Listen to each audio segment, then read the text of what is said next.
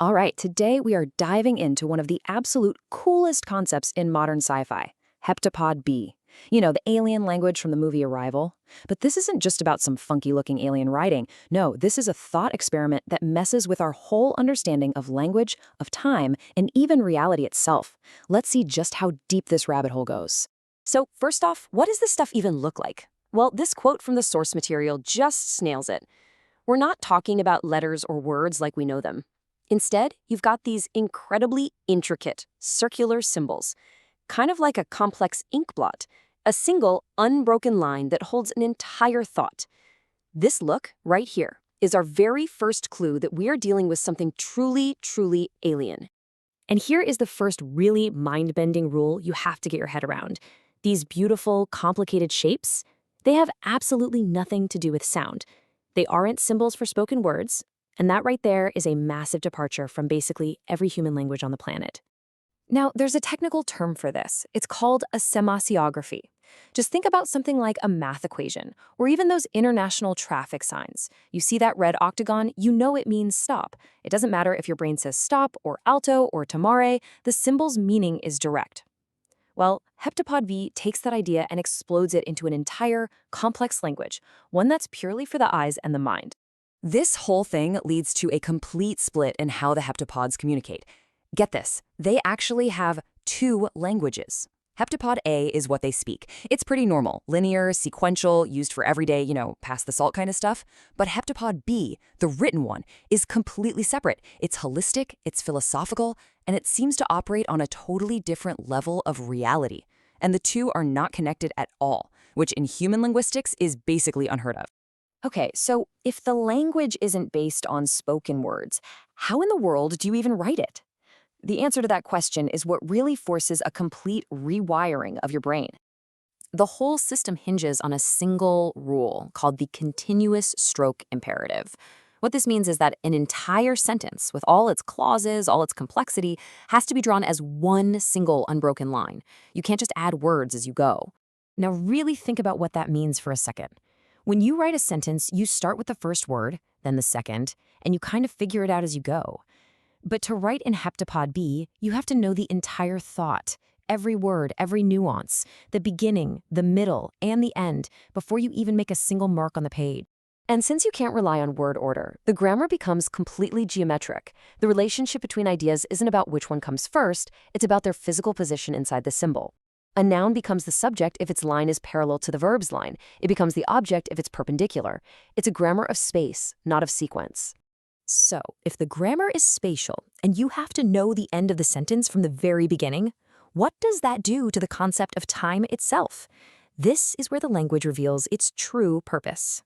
Our languages force us to see time like a river. It flows from the past, through the present, and into the future. It's a line. But Heptapod B treats time like an ocean. All moments exist at the same time, all encapsulated together inside that one holistic symbol. And this fundamental difference means that learning Heptapod B isn't just about memorizing vocabulary. It's about completely restructuring your perception. You stop seeing time as a sequence of events, and you start experiencing it as a single, unchanging landscape, where the past and the future are just as real and just as accessible as the present. Now, this might all sound like some really cool but purely philosophical fantasy. But here's the most mind-blowing part of this entire concept. The structure of Heptapod B is actually based on a real, fundamental principle from physics. I mean, the language seems to demand foreknowledge, right? A kind of precognition that seems totally impossible. So how could that ever work? Well, to understand it, we got to take a quick look at the super weird way that light behaves. So there's this bedrock law of optics called Fermat's principle, and it sounds really simple. Light is efficient, it takes the fastest route. But when you look closer, the simple rule holds a fascinating and deeply strange paradox. Okay, so just imagine a single ray of light, and it's starting its journey at point A. And it has a destination it needs to get to, over at point B. So here's the crazy part. For light to always obey this law, to always take the quickest route, even when it's bouncing off mirrors or bending through water, it has to behave as if it already knows the endpoint from the very beginning. It's like it considers all the possible paths it could take and then picks the fastest one, all before it even starts moving. And right there is the perfect analogy. The heptapod writing process is a mirror of this physical principle. The writer needs to know the final, complete sentence to even make the first stroke, just like light needs to know its destination to choose its initial path. In a very real sense, the grammar of their language is the physics of the universe. But wait, if learning this language actually lets you see your entire timeline all at once, what does that do to the idea of choice, of free will? This is where this whole thought experiment gets really personal and really philosophical. There's a real linguistic theory called the Sapir-Whorf hypothesis. The basic idea is that the language you speak influences how you think. Well, Heptapod B is that idea on steroids. It doesn't just influence thought, it completely rewires your perception of reality and cause and effect. And that rewiring leads to a pretty profound shift in consciousness. For us, free will is all about making choices to shape an unknown future. But for someone who perceives all of time at once, choice becomes something different. It's not about changing what's going to happen, it's about choosing to live out what you know is going to happen, embracing the entire script of your life, all the joy and all the pain.